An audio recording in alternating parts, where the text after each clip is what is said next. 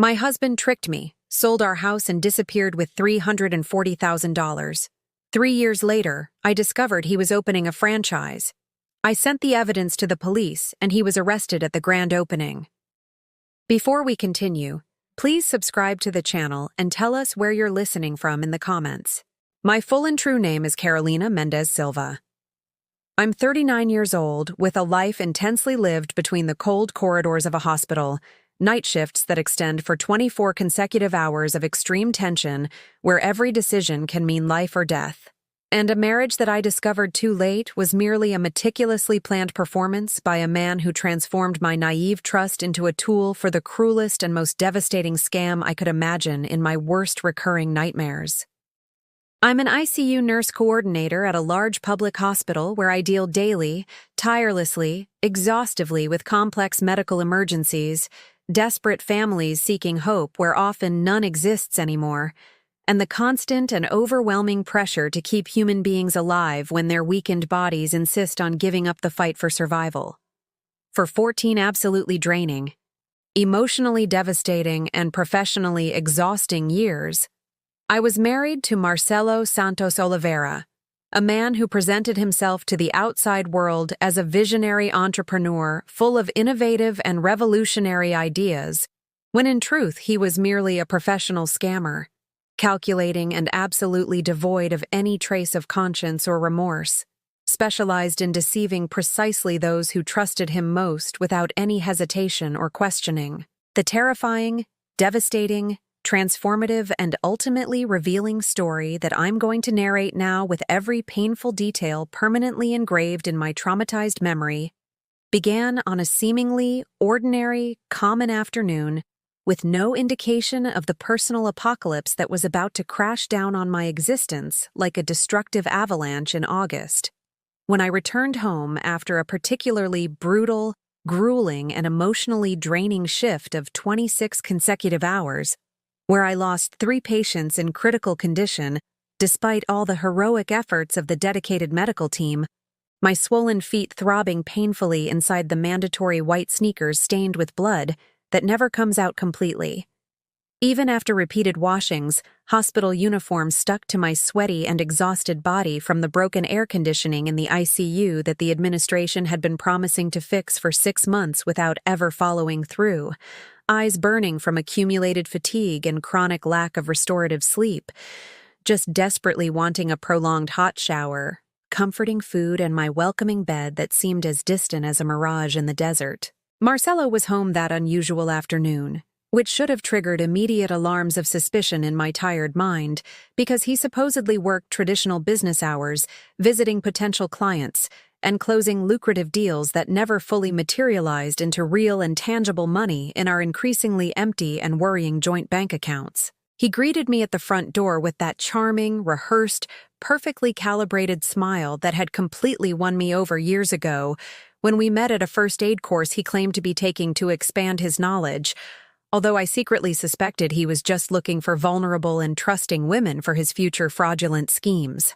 Holding an official-looking document folder apparently important with bank logos professionally printed that seemed absolutely legitimate and genuine to my unprepared, naive, and trusting eyes of someone who never imagined that her own husband could be capable of such a cruel and calculated stratagem.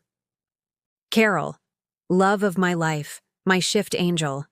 I finally got approved for that advantageous refinancing of the house we've been discussing for months to reduce the absurd mortgage payments that are suffocating our family budget, he announced with perfectly falsified enthusiasm, melodious and convincing voice of a professional salesman trained in psychological persuasion techniques, hugging me with that deceptive familiarity that didn't arouse any suspicion in my exhausted mind, vulnerable from extreme accumulated fatigue.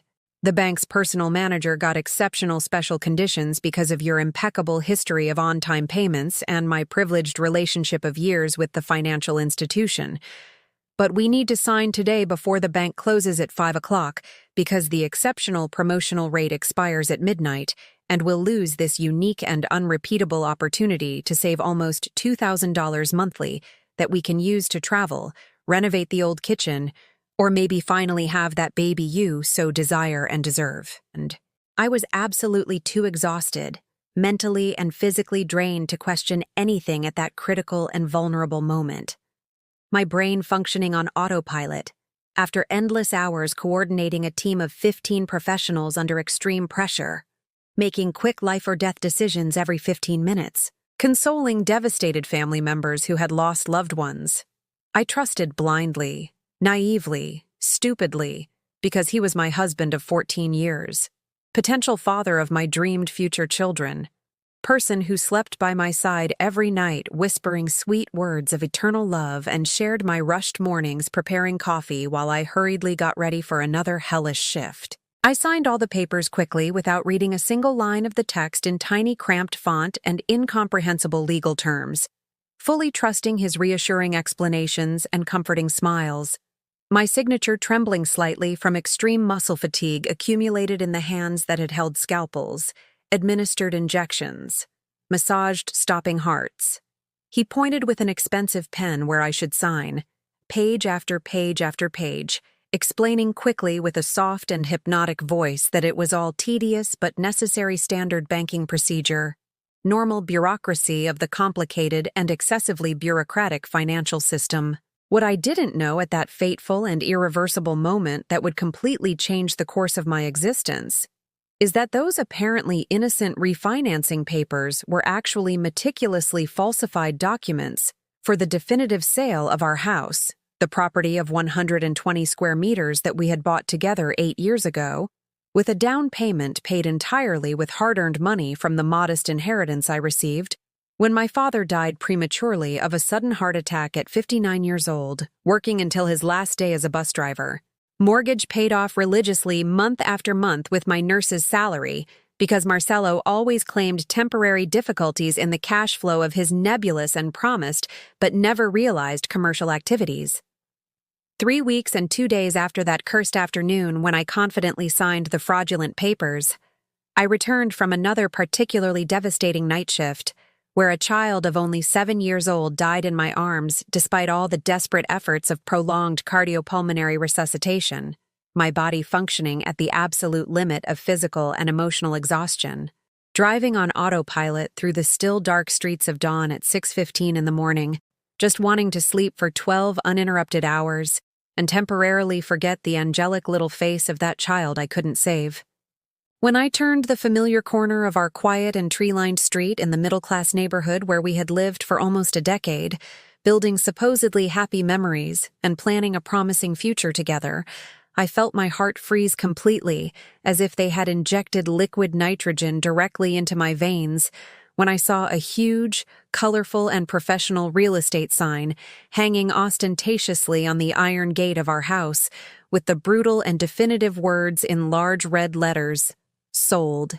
I initially, naively, desperately thought I was having a hallucination induced by extreme accumulated fatigue, that my exhausted mind was playing cruel tricks, creating impossible illusions, that I would wake up at any moment on the break room sofa at the hospital discovering I had dozed off between one treatment and another. I parked the old car with hands shaking uncontrollably, heart beating erratically like a war drum pounding violently against my sore ribs, wobbly legs barely supporting me as I walked staggering to the gate like a disoriented zombie. I tried to open it with my key that had always worked perfectly for 8 full years, but the lock had been changed recently, the old key turning uselessly in emptiness, mocking my pathetic naivety and cruelly betrayed trust. I rang the doorbell insistently, desperately, frantically for long, endless 15 minutes that seemed like eternal hours of nightmare, my fingers hurting from pressing the button so much, but no one answered from the silent and apparently empty interior of the house that was my home, my sacred refuge after hellish shifts. I called Marcelo repeatedly, 17 consecutive calls increasingly desperate and hysterical that went straight to voicemail with that irritating electronic voice saying the number was unavailable or out of coverage area, as if he had simply evaporated from the face of the earth, taking with him fundamental pieces of my existence. I sent frantic, desperate, pleading WhatsApp messages demanding urgent explanations, begging him to tell me it was some grotesque administrative error, colossal banking misunderstanding that would be resolved with a few explanatory phone calls. But the messages showed only a solitary gray check indicating they hadn't been delivered, because he had probably blocked my number or discarded the cell phone chip in some anonymous trash can. I sat on the cold curb of the sidewalk in front of the house that was no longer mine. Although my name still appeared on the original purchase documents stored somewhere inaccessible, crying copiously, uncontrollably, as I hadn't cried since my father's funeral years ago. Hot tears of despair and incomprehension running down my face, dirty with smeared makeup and accumulated fatigue. Curious neighbors peeking discreetly through windows, but no one having the courage to approach to ask what was happening with that woman in a hospital uniform sobbing on the ground like a crazed madwoman. My mind tried desperately to process, understand, accept what was happening but seemed to be functioning in distorted slow motion, each thought crossing thick and viscous molasses before forming minimally comprehensible, coherent sense. How was this possible? How does someone sell a house without the knowledge of the legitimate owner? How did obviously fraudulent documents go unnoticed by notaries, banks, buyers? And mainly, devastatingly, incomprehensibly, how could the man who swore to love me eternally before 200 guests in an emotional religious ceremony, who shared my bed every night for 14 consecutive years, who knew my most intimate and secret physical and emotional scars, do this coldly, calculatedly, without showing a single drop of remorse or hesitation? I called my sister Renata, trembling. 3 years older and infinitely more sensible, methodical and organized math teacher who had always distrusted Marcelo since the first family meeting years ago. When he showed up driving an imported car, he clearly didn't have the financial means to own legitimately, but claimed was from an important client who lent it generously. Ray, he disappeared, sold the house. I don't have anywhere to live anymore. I don't know what to do. I'm desperate. I need urgent help. I managed to stammer between convulsive sobs and choppy breathing from a panic attack beginning to dominate my trembling body. She didn't say, "I told you so," or "I always knew he was no good," as she would have had every justified right to say given the ignored warnings years ago. She just said with a firm and reassuring voice loaded with unconditional fraternal love, "Stay there. Carol, I'm leaving the school now. I'll be there in 20 minutes. We're going to solve this together like we've always solved everything since we were children." Those 20 minutes sitting on that cold curb, hugging my own knees, shaking from traumatic shock, were the longest, loneliest, most terrifying of my entire adult life. When Renata arrived driving her compact, modest, but reliable car, she quickly got out and hugged me tightly, for a long time, protectively, without saying absolutely anything for long 5 minutes, just letting me cry out all the accumulated despair on her welcoming shoulder while she caressed my disheveled hair with maternal, comforting gestures that reminded me of our deceased mother. "Let's go to my house right now. You're going to stay with me as long as you need.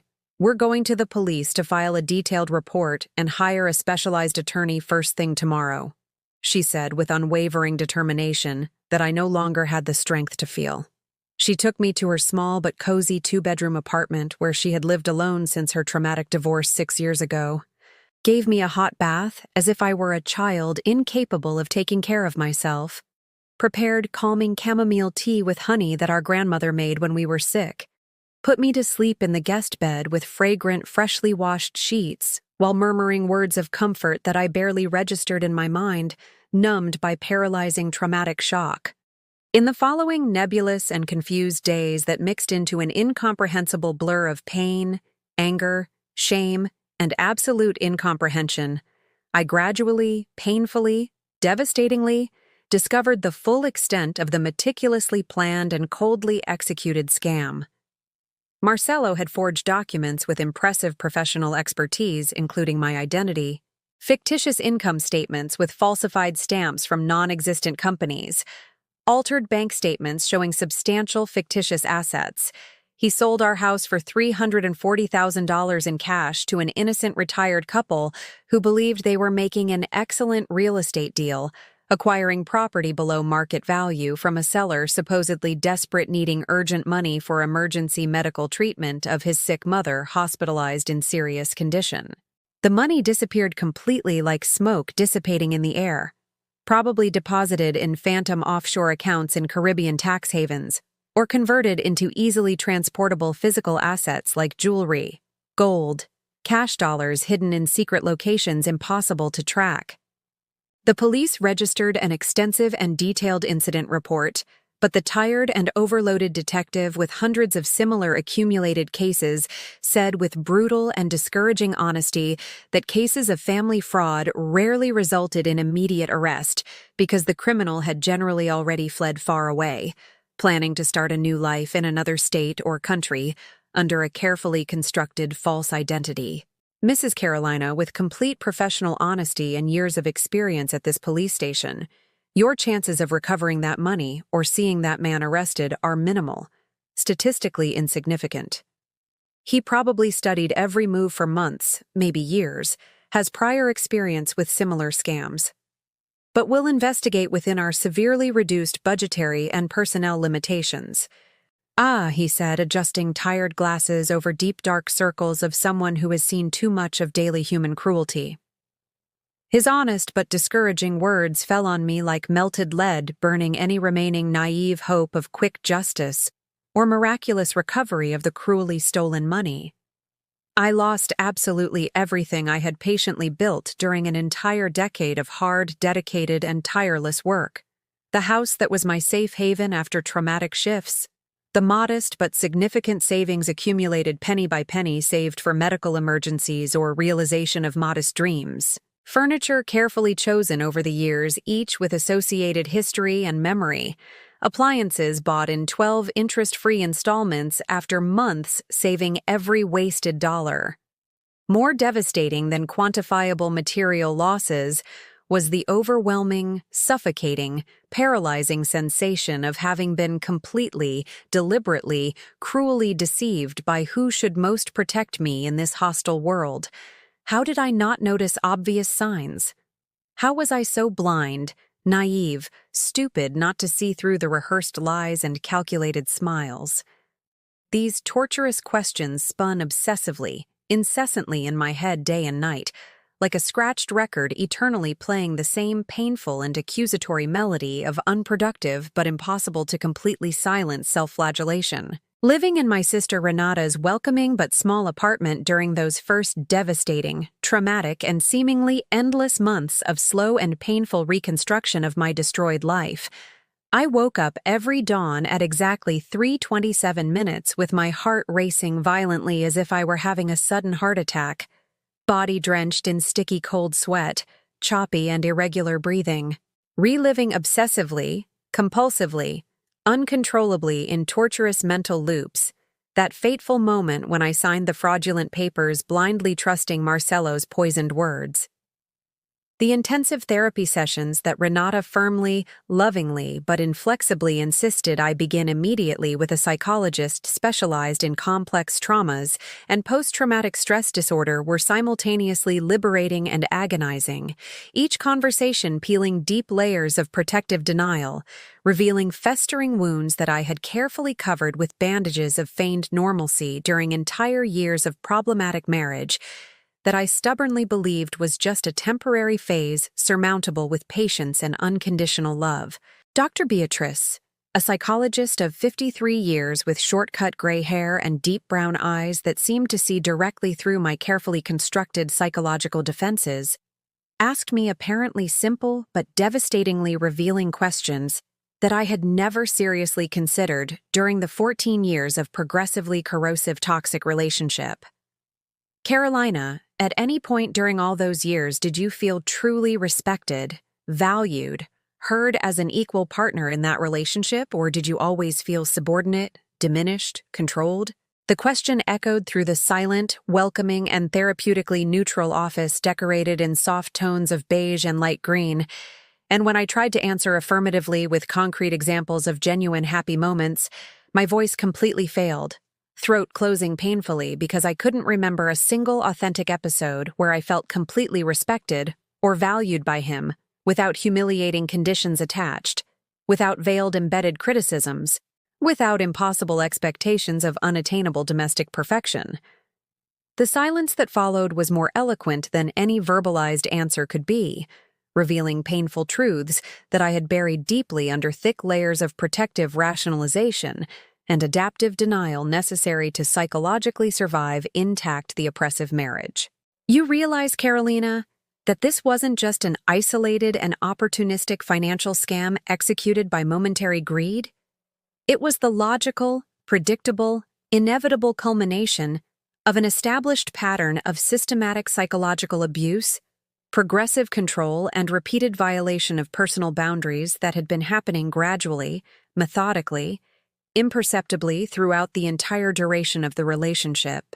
Dr. Beatrice explained with professional gentleness but necessary firmness, her words penetrating carefully erected psychological defenses like a surgical scalpel, cutting through scar tissue to reach deep hidden infection.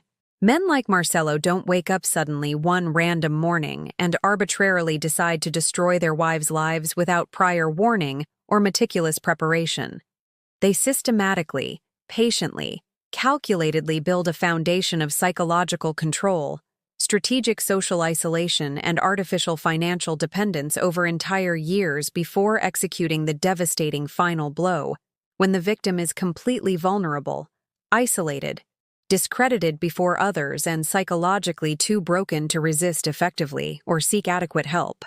Her words reverberated constantly, incessantly in my mind during endless night shifts at the hospital where I had returned to work just 2 weeks after the complete collapse of my previous life. Diving obsessively, desperately, almost maniacally into the familiar and comforting routines of nursing to avoid confronting the devastating mess that my personal existence had suddenly become. My team colleagues obviously noticed my drastic and worrying transformation, but professionally respected my loaded silence and only offered extra coffees during brief breaks, quick supportive hugs between urgent treatments, and understanding smiles loaded with unspoken but deeply felt empathy. Head nurse Marcia, a robust 60-year-old woman with decades of accumulated hospital experience and natural maternal wisdom, discreetly called me to her small but organized office on a particularly difficult afternoon when she saw me crying silently in the women's locker room during a 15-minute break between complex surgeries. "Carol, dear, everyone here vaguely knows you're going through something personally devastating, although we don't know specific details because you keep everything hermetically stored. But I want you to know deeply, sincerely, that you have a family here at this hospital. People who genuinely care about your well-being and are available whenever you need to vent or just sit in comfortable silence with supportive company," she said firmly, holding my trembling hands between her calloused and strong hands from decades caring for critical patients, faded blue eyes shining with contained tears of authentic maternal compassion. "You're one of the best nurses who ever worked in this ICU in my 32 years here. Tirelessly dedicated to patients even when clearly suffering intensely inside. But you also need to take care of yourself, Carolina. You can't keep pouring from an empty cup indefinitely without eventually completely collapsing physically and emotionally." That brief but deeply touching conversation broke me momentarily, finally allowing the pent-up tears to flow freely as I told a summarized and sanitized version of the recent devastating events to someone outside the immediate family circle for the first time since the nightmare began weeks ago. Marcia listened attentively, patiently, without interrupting or judging, just nodding understandingly at appropriate moments and occasionally squeezing my hand in comforting gestures of silent but powerful female solidarity. When I finished narrating the condensed version of the facts, omitting particularly humiliating and shameful details that I still couldn't verbalize without feeling paralyzing nausea, she took a deep breath and said something surprising, revealing, completely unexpected, that would fundamentally change my perspective on the entire traumatic situation. "Carolina, this happened to my cousin 8 years ago in frighteningly similar circumstances. Husband she blindly trusted during 16 years of apparently stable and happy marriage, forged documents. sold the family house she had inherited from her deceased parents, and disappeared with $300,000, leaving her devastated emotionally and financially with 2 dependent teenage children. She went through exactly the same psychological hell you're going through now. Paralyzing shame, overwhelming guilt, obsessive questioning of every decision made over years, sleepless nights, reliving missed signs that should have been obvious retrospectively, she narrated with a voice choked by relived painful memories. But you know what eventually happened after 3 years of slow reconstruction, intensive therapy, and specialized legal support? They managed to track him through a persistent private investigator hired with collective contributions from the extended family. Police arrested him when he tried to apply a similar scam to another innocent woman in a different state. He was sentenced to 8 years in prison for multiple fraud and document forgery. My cousin recovered a substantial part of the stolen money through judicial freezing of secret bank accounts discovered during in-depth criminal investigation. Her words planted tiny but resilient seeds of hope in the arid and parched soil of my destroyed heart. Maybe, just maybe, there was a remote possibility of eventual justice and partial recovery instead of permanent resignation to irreversible total loss. That night, lying awake in the comfortable but unfamiliar guest bed of Renata's apartment, brain spinning frantically processing infinite possibilities and hypothetical scenarios, while the comforting sound of distant night traffic filtered through the half-open window, bringing fresh October breeze, I made a crucial, definitive, transformative decision that would completely change the trajectory of my recovery journey. I would not passively, resignedly, silently accept the role of helpless and permanently broken victim. I would fight strategically, intelligently, relentlessly to recover not just the stolen money, but mainly my violated dignity, destroyed self-esteem, and crushed faith in basic humanity. The next morning, a sunny and deceptively cheerful Saturday in October, when the city awoke slowly under a cloudless, clear blue sky, cruelly contrasting with continuous interior emotional storm, I sat with Renata at the small breakfast table in her compact but organized kitchen.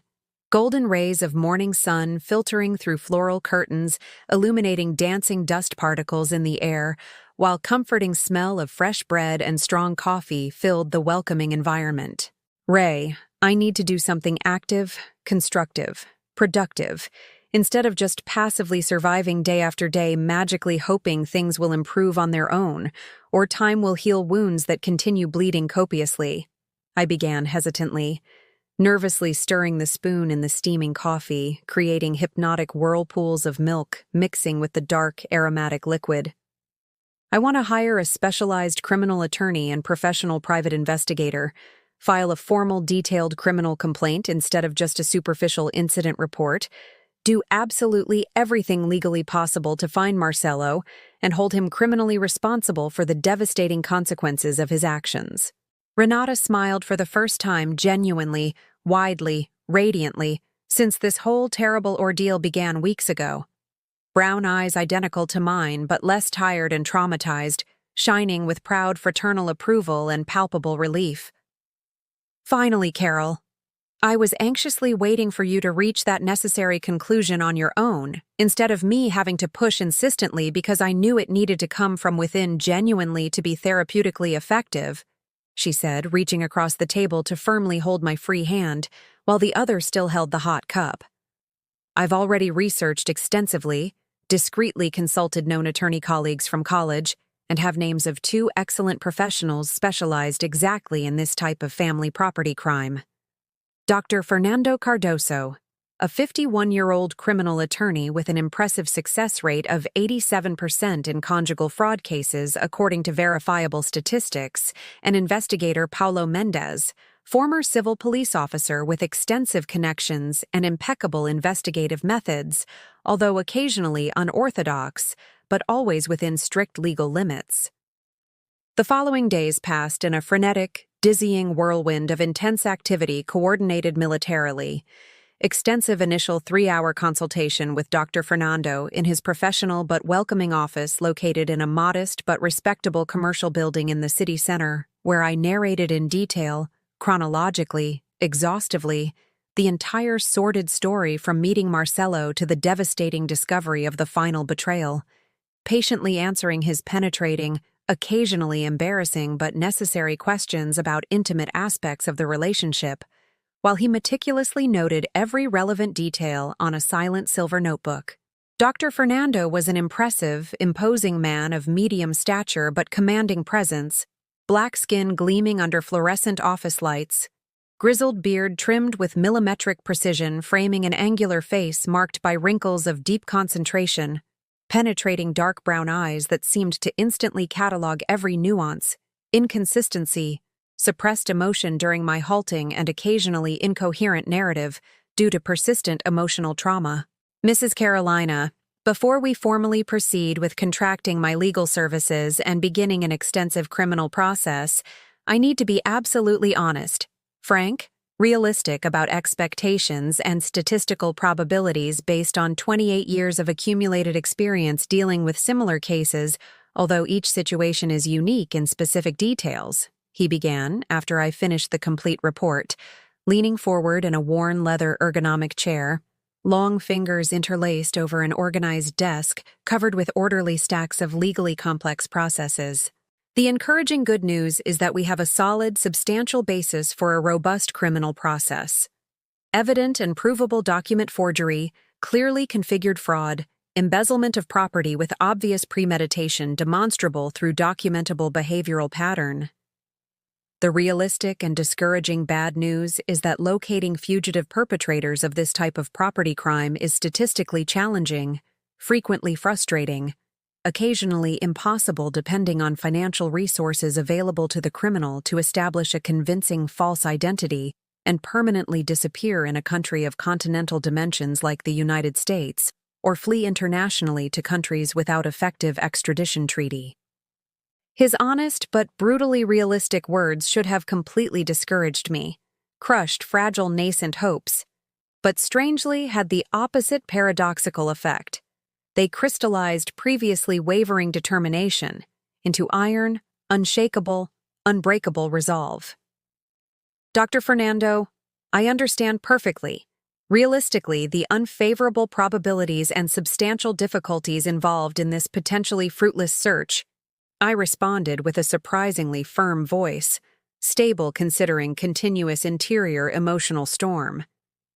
But I need to do absolutely everything humanly, legally possible to seek justice not just for myself selfishly, but for potential future victims that Marcelo will inevitably, predictably, provably target applying similar schemes refined by the experience acquired with me. If we do nothing actively beyond resignedly accepting material and emotional loss, we're effectively permitting, facilitating, enabling him to continue preying on vulnerable women indefinitely without adequate deterrent consequences. Dr. Fernando smiled slowly, appreciatively, approvingly like a predator recognizing similar hunting instinct in an unexpected ally. That determined mindset, that motivation transcending limited personal interest is exactly the type of client that produces satisfactory, successful cases instead of prematurely abandoned processes when inevitable initial obstacles arise, he said, opening a new folder carefully labeled with my full name in impeccably legible calligraphy. Let's begin immediately, systematically building a comprehensive, detailed dossier.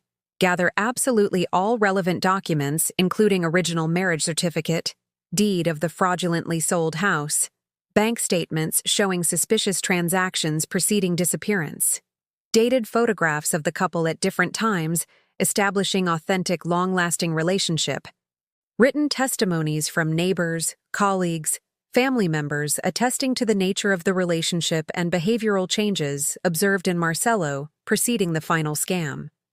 Simultaneously, we'll work closely with investigator Paulo, initiating methodical tracking through all available clues, cell phone records, traceable bank movements, use of corporate credit cards, security cameras in strategic locations, confidential informants in the criminal underworld specialized in this type of sophisticated document fraud. The subsequent meeting with investigator Paulo 3 days later was a completely different, contrasting but equally intimidating experience. His tiny, disorganized, claustrophobic office located in a deteriorated, antiquated commercial building in a questionable peripheral neighborhood contrasted dramatically with Dr. Fernando's polished professional environment, perfectly reflecting the divergent but complementary personalities of the two specialized professionals. Paulo was a compact, muscular, intense man of 47 years. Graying hair kept militarily shaved, revealing an impressive, irregular scar diagonally crossing his scalp from left eyebrow to right temple. Permanent souvenir from a violent confrontation with an armed criminal during years of dangerous police service, before forced retirement due to partial disability. Cold blue eyes, penetrating, calculating, examined minutely.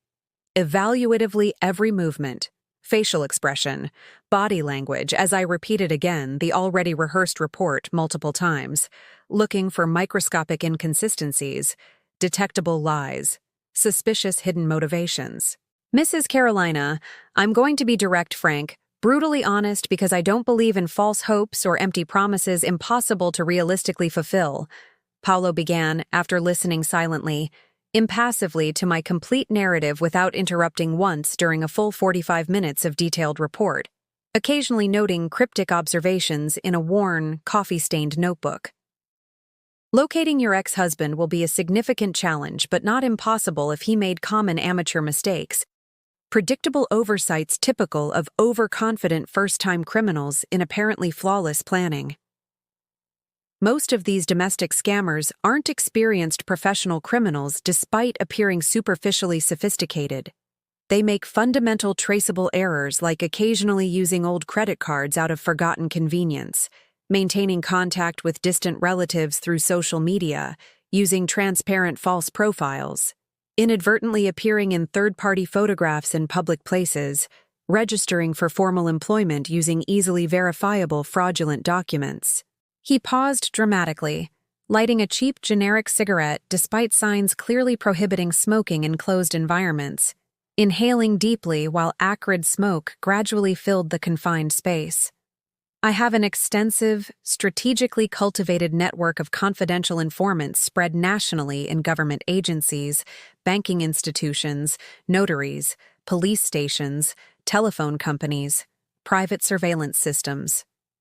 If Marcelo is in national territory trying to rebuild a new life under a false identity, or even his true one arrogantly assuming no one will actively search for him, we'll find him eventually, inevitably through systematic triangulation of cross-reference data, disciplined investigative patience.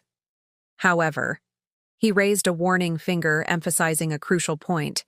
I need you to realistically understand that this could take months, possibly years of meticulous, discreet, frequently frustrating work following false leads, disappointing dead ends before finally locating the fugitive target. And my specialized professional services aren't cheap considering personal risks involved, extensive time dedicated exclusively, financial resources invested bribing necessary informants, traveling nationally when promising leads arise.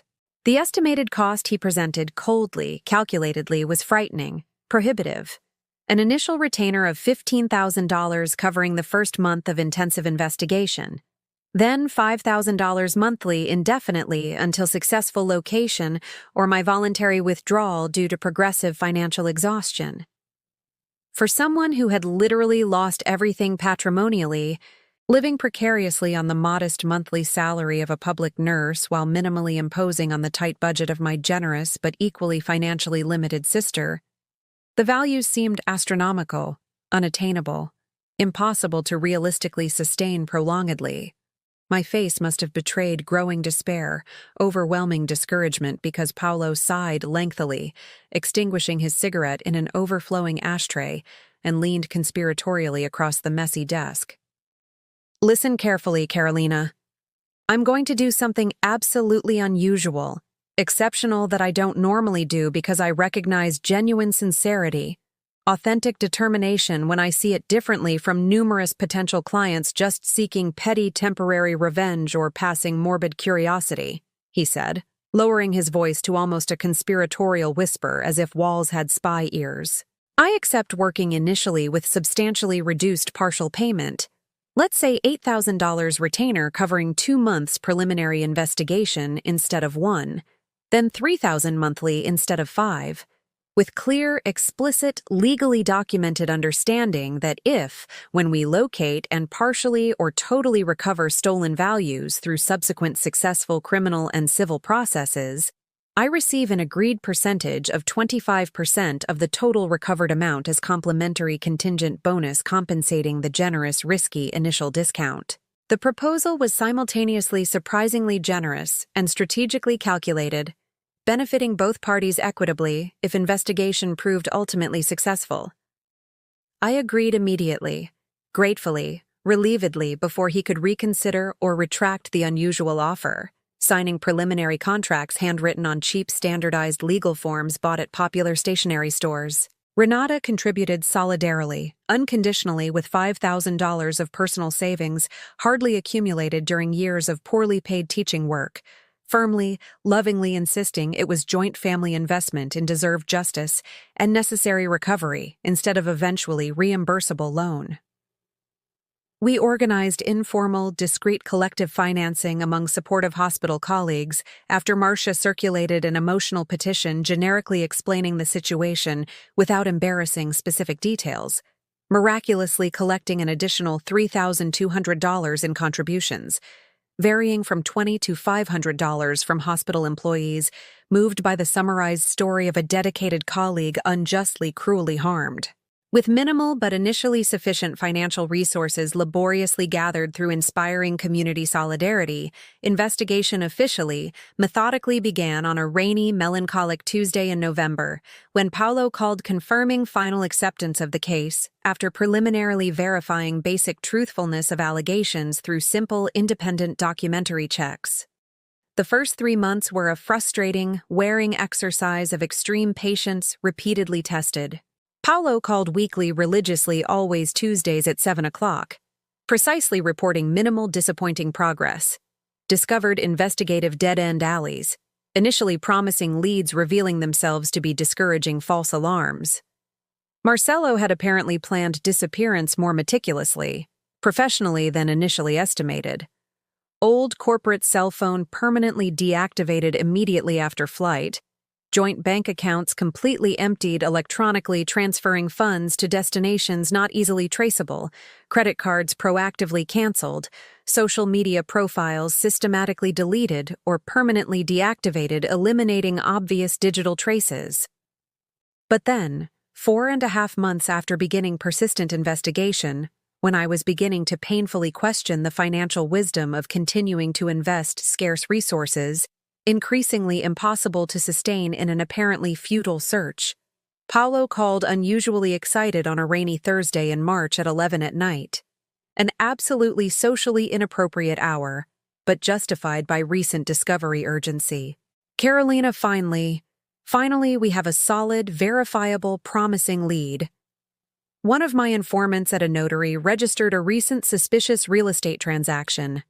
A man exactly matching the detailed physical description provided of Marcelo tried to register an individual commercial company using his own true documents, apparently arrogantly, stupidly believing no one would actively search for him so far geographically, or that there had been sufficient prescribed time to relax initial paranoid vigilance.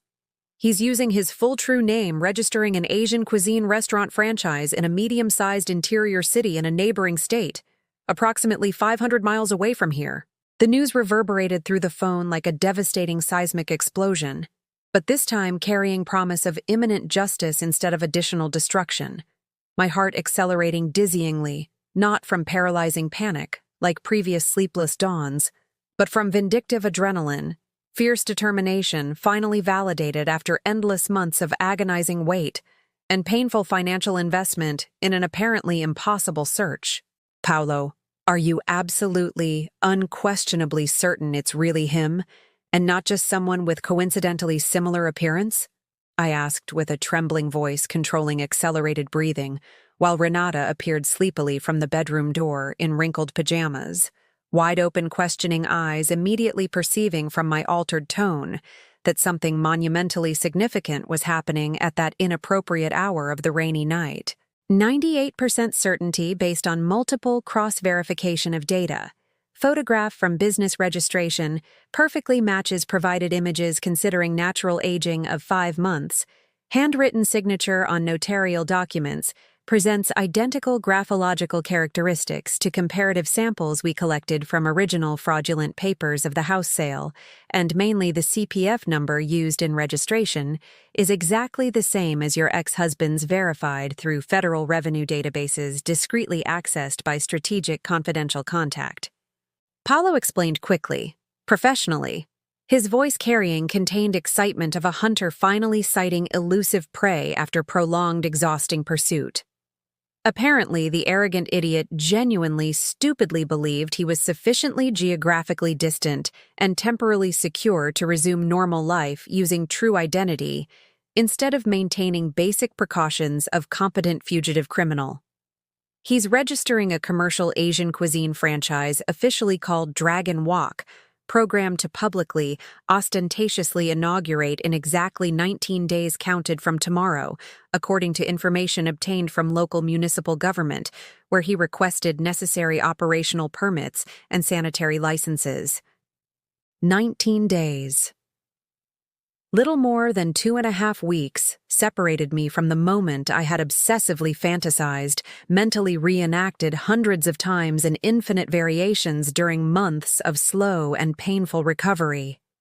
Confront Marcelo, see him handcuffed, watch his arrogant expression transform into panic when he realized his meticulously planned actions had finally, inevitably, justly reached deserved consequences.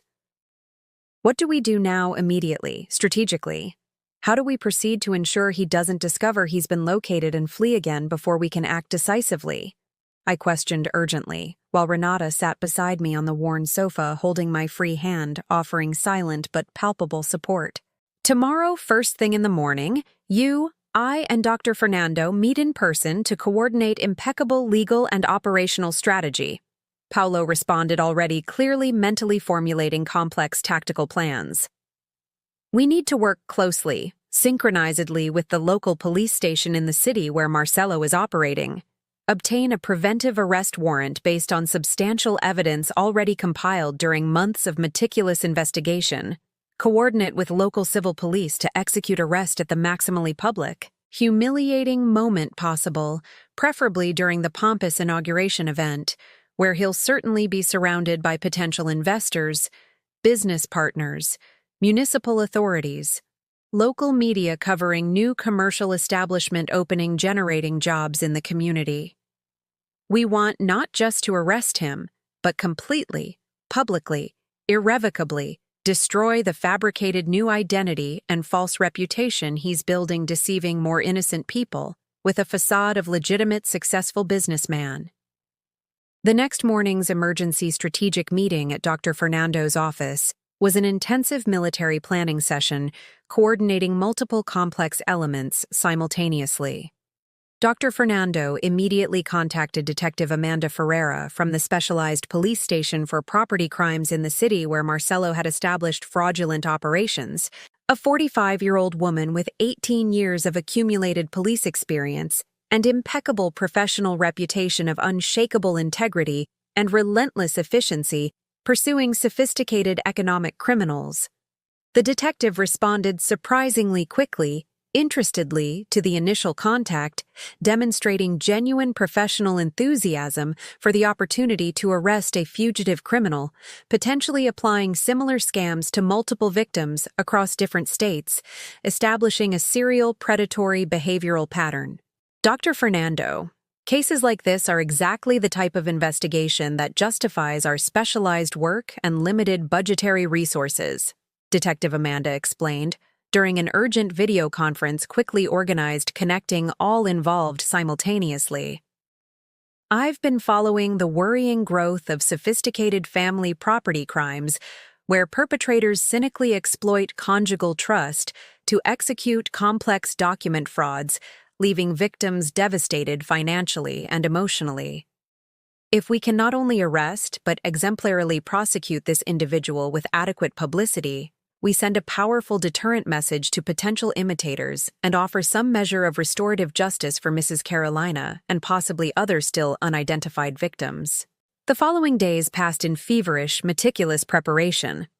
Dr. Fernando compiled a comprehensive legal dossier containing absolutely all documentary evidence collected during months, chronologically organized, methodically categorized in an impressive physical folder of 500 professionally bound pages, including authenticated original certificates, strategically highlighted bank statements, dated photographs establishing authentic prolonged relationship, notarized written testimonies from multiple witnesses, expert graphological analyses comparing fraudulent signatures with authentic exemplars, proving deliberate falsification. Detective Amanda quickly, efficiently obtained a preventive arrest warrant signed by a local judge convinced by the robustness of presented evidence and clearly documented seriousness of crimes. The operational strategy was planned with calculated surgical precision.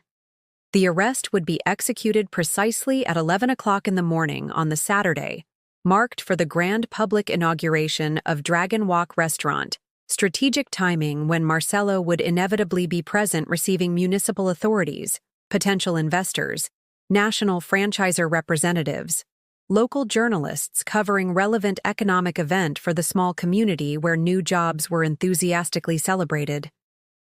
Paulo discreetly, anticipatedly traveled to the city 5 days before the scheduled operation, establishing discreet but constant surveillance over Marcelo's movements, confirming daily routines, identifying rented temporary residents, photographically documenting preparatory activities for the rapidly approaching commercial inauguration.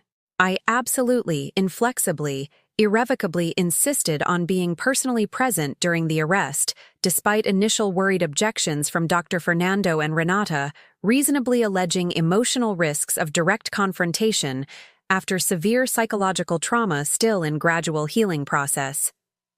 I need to be there physically, presentially when he's arrested. Look directly into his eyes and see recognition.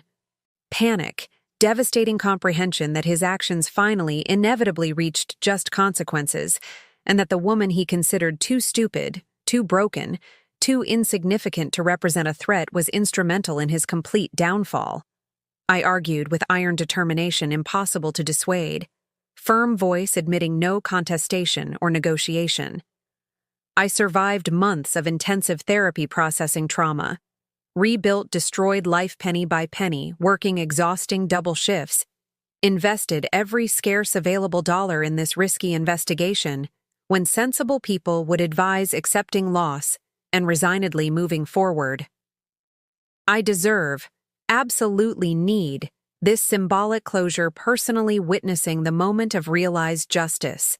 Renata finally agreed reluctantly but understandingly, insisting only on accompanying me during the 500-mile trip to the interior city where destiny awaited patiently.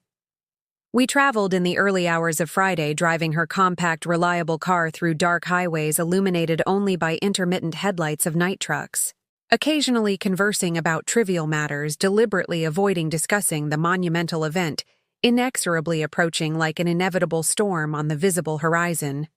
We arrived at the small, quiet, provincial city at Friday noon, discreetly registering at a modest economical hotel recommended by Paulo, spending endless afternoon and night in a state of anxious anticipation mixed with unshakable determination, obsessively mentally reviewing every detail of the coordinated plan. Saturday morning dawned sunny, ironically beautiful, impeccable cloudless blue sky, cruelly contrasting with interior emotional storm, as I meticulously, deliberately prepared for the final confrontation so long fervently imagined. I dressed conservatively but dignifiedly in a discreet navy blue suit that conveyed professional respectability, carefully combed hair, hiding premature gray strands revealing accumulated stress, applied light makeup sufficient to disguise permanent dark circles, but not excessive appearing artificial. I wanted Marcelo to see me completely transformed from the defeated, broken, destroyed woman he had left desperately crying on a cold curb months ago to a rebuilt, strong, determined, victorious woman finally claiming deserved delayed justice. Paulo met us punctually at 10:15 in the morning in the hotel parking lot, accompanied by Detective Amanda and 3 civil police officers dressed discreetly in civilian clothes to avoid prematurely alerting the target about imminent operation. Detective Amanda was an impressive, formidable woman of commanding presence, despite medium stature. Dark blonde hair functionally pulled back in a practical ponytail, penetrating sharp green eyes like surgical instruments, instantly assessing my emotional condition, determining whether I would represent potential operational complication or reliable ally during delicate execution. Mrs. Carolina, I deeply understand your comprehensible desire to personally witness the arrest of the man who devastatingly harmed you, and I admire the extraordinary courage necessary to directly confront trauma instead of comfortably avoiding it, she said with a firm but not insensitive voice. Natural authority tempered by professional compassion, cultivated through years dealing with traumatized victims. However, I need to establish clear, non-negotiable operational rules for your physical safety and emotional integrity. You'll remain in an unidentified police vehicle strategically parked with direct vision of the commercial establishment but safe distance of approximately 50 feet. Observing through darkened windows, maintaining anonymity until arrest is safely completed. Only then, if you absolutely desire approaching for brief verbal confrontation, but always accompanied by protective officer, and only if I assess the situation emotionally stable enough for direct interaction. I agreed immediately, gratefully, with sensible terms that reasonably balanced my psychological need to witness justice with legitimate concerns of safety and professional police protocol. We drove in a discreet convoy of 3 unmarked civilian vehicles to the commercial address of Dragon Walk Restaurant, located on a busy commercial street near the center of the small city, area strategically chosen by Marcelo to maximize visibility and potential customer flow. The establishment was surprisingly impressive. Modern facade elaborately decorated with stylized oriental elements, flashy luminous signs in red and gold, huge metal dragon artistically sculpted above the main entrance, rows of colorful celebratory flags festively fluttering in the gentle morning breeze, signaling special inauguration happening imminently. A considerable crowd already curiously gathered on the wide sidewalk in front of the establishment, attracted by aggressive promotional advertising promising generous inaugural discounts, free tastings of special dishes, attractive prize raffles. Exactly the type of ostentatious public event that Paulo and Detective Amanda had correctly anticipated. Marcelo would organize feeding inflated ego and narcissistic need for social validation, public recognition as legitimately established successful businessman. We strategically parked 3 vehicles in triangulated positions, providing multiple visual angles while maintaining discreet profile, not alerting premature suspicions. At precisely 10:53 minutes, 7 minutes before the officially scheduled time for formal inauguration ceremony, Marcelo confidently, pompously emerged from the restaurant interior through automated double-glass doors, and my heart literally stopped momentarily before violently racing like a startled wild horse, when I saw for the first time in 5.5 months the man who had methodically, deliberately, cruelly destroyed my previous life completely. He appeared simultaneously recognizably familiar and strangely altered, transformed. Brown hair impeccably styled with excessive gel artificially shining under morning sun. Artificially tanned skin, obsessively maintained through regular sessions at expensive salons, wearing an obviously expensive charcoal gray suit of impeccable tailored cut, vibrant screaming red tie symbolizing ostentatious materialistic success, wide professionally rehearsed smile of experienced salesman effusively greeting punctually arriving municipal authorities, including a chubby vice mayor, city council president, economic development secretary, local newspaper reporters and community radio station. I observed hypnotized, paralyzed through the darkened glass of the police vehicle, while Marcelo masterfully performed the role of visionary businessman bringing economic opportunities to the needy community, animatedly gesticulating, characteristically laughing loudly, repeatedly posing for journalistic photographs alongside local dignitaries flattered by the attention, completely unconscious. arrogantly unconcerned that destiny was inexorably approaching disguised in discreet civilian clothes, gradually, strategically circulating among the growing crowd of curious onlookers. Renata firmly, silently held my hand, while involuntary tears uncontrollably ran down my carefully made-up face, not from sadness or weakness, but from contained rage finally, gloriously, about to be publicly validated. At exactly 11 o'clock, when Marcello theatrically prepared to cut the ceremonial red inaugural ribbon stretched across the main entrance, using an oversized decorative golden scissors provided by the local commercial association, Detective Amanda and 3 officers simultaneously, coordinatedly, decisively moved through the surprised crowd, converging on the unsuspecting target with practiced choreographed precision. Marcelo Santos Oliveira, you are preventively arrested for crimes of qualified fraud, falsification of public documents, embezzlement of property through conjugal fraud, Detective Amanda announced authoritatively, clearly, voice intentionally projected for the present audience to witness, while an experienced officer applied shiny metal handcuffs to Marcelo's wrists so quickly, professionally, that he barely had time to mentally process what was surrealistically happening. The expression on his face cinematographically, fascinatingly transformed through a rapid sequence of conflicting emotions. Absolute initial confusion, growing incredulity, devastating recognition of the situation, emerging primitive panic, exploding impotent rage. Finally defeated resignation settling in when he completely, irreversibly comprehended there was no possible escape. Viable negotiation. Sufficient manipulative charm to reverse the inexorable reality catastrophically collapsing on the carefully fabricated existence during preceding months. His calculating green eyes swept the shocked, silenced crowd desperately seeking explanation. Salvation, until finally, inevitably, fatefully, they found mine. Staring fixedly through the darkened glass of the strategically parked police vehicle, even through the distance of 50 feet and barrier of darkened glass, I saw instant recognition illuminate his facial features, immediately followed by devastating comprehension of who was instrumental, fundamental in his humiliating public capture. His lips silently formed my name. Carolina, expression transforming into a mask of pure, impotent hatred when he finally, completely comprehended that the woman he had casually, cruelly discarded like irrelevant trash had been directly responsible for complete destruction of fraudulently rebuilt life. Detective Amanda finally, graciously allowed me to emerge from the protective vehicle, slowly, dignifiedly approaching through the confused, whispering crowd, while an officer remained closely protective, but not obtrusively. I stopped at exactly 6 feet safe distance from handcuffed Marcello, flanked by vigilant officers, looking directly, fixedly, triumphantly into his eyes that so long ago had looked at me with condescending superiority and poorly disguised contempt.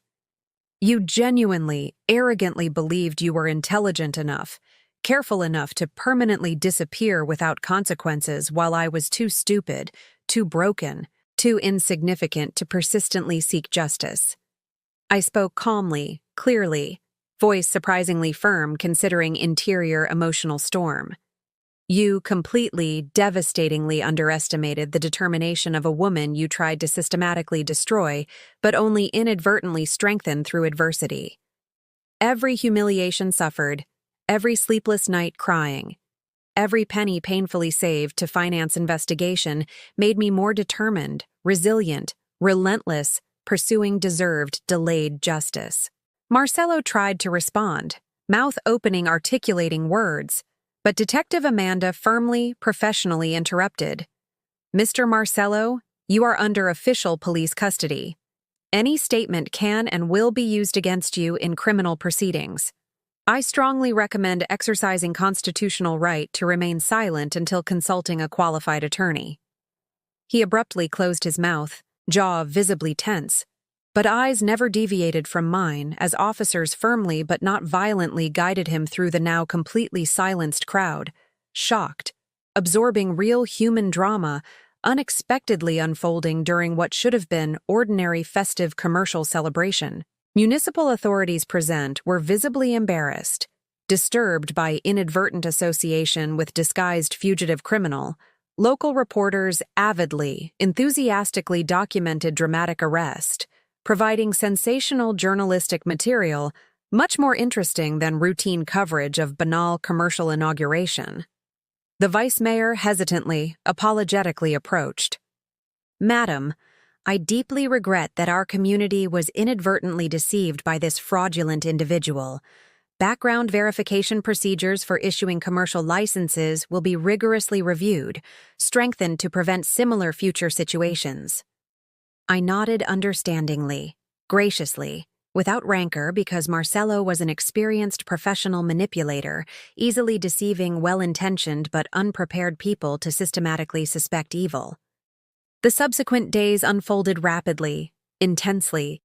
Marcelo was formally indicted on multiple serious criminal charges based on substantial evidence meticulously compiled during months of dedicated investigation, including qualified fraud due to gravity of cynically exploited conjugal betrayal, falsification of public documents expertly demonstrated through comparative graphological analyses, embezzlement of property through extensively documented premeditated fraud.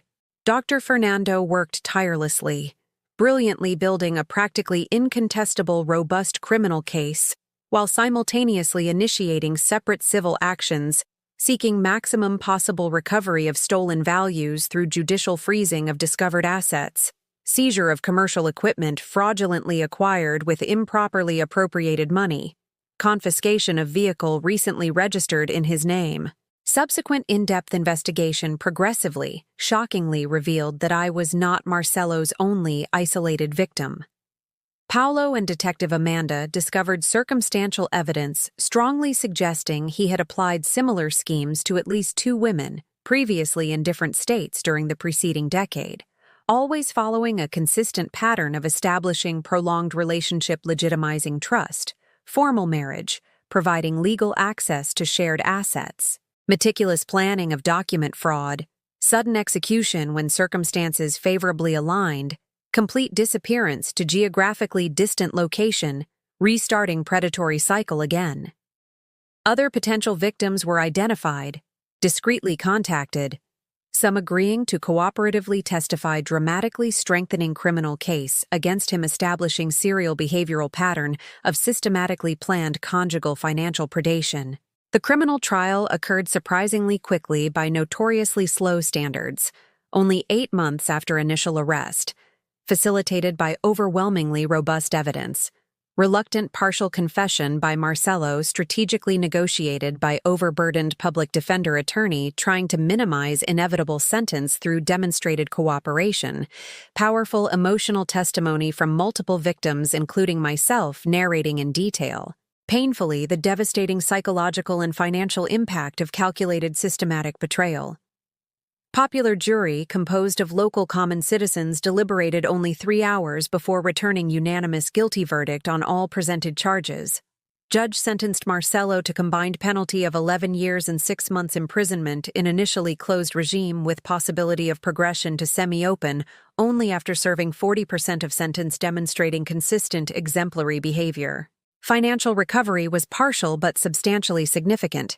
Judicial freeze confiscated commercial equipment from the fraudulent restaurant valued at $63,000. Recently registered vehicle sold at judicial auction, generating an additional $41,000. Discovered commercial bank account contained a surprising $78,000 not yet completely spent, presumably reserved for planned future commercial expansion. Total recovered after deduction of judicial costs. Contractually agreed attorney fees. Investigator Paulo's contingent percentage was approximately $137,000 officially transferred to my personal bank account. Less than half the $340,000 originally stolen, but substantial amount sufficient to comfortably rebuild modest life without oppressive debts. With partially recovered resources and emotional freedom finally conquered through satisfactorily realized justice, I gradually, carefully began rebuilding destroyed life, brick by brick, day by day. I used part of the recovered funds as down payment on a small but finally owned apartment in a modest but safe neighborhood, sparingly furnishing with carefully chosen pieces, prioritizing functionality over superficial ostentation, creating space genuinely mine-free from traumatic memories contaminated by Marcelo's toxic presence. I continued working dedicatedly, passionately at the hospital ICU, because nursing wasn't just paid profession, but deep vocation offering significant existential purpose and authentic daily human connection. 2 years after Marcelo's arrest, on an ordinary sunny Saturday afternoon routinely buying groceries at the local supermarket, I met Rafael Silva, a 41-year-old widowed physical therapist who had tragically lost his beloved wife in a traffic accident 3 years previously. We conversed naturally, comfortably in the checkout line about everyday trivialities, product quality, inflated prices, pleasant weather, immediate genuine connection based on mutual empathy earned through different but equally transformative devastating losses. He possessed gentle honey-colored eyes that had known deep suffering but chose to maintain compassion instead of hardening into bitter protective cynicism. Our relationship developed slowly, carefully, respectfully over subsequent months. Casual coffees becoming regular dinners, deep conversations honestly sharing vulnerabilities without protective masks, comfortable silent walks appreciating mutual company without need to fill every moment with unnecessary words.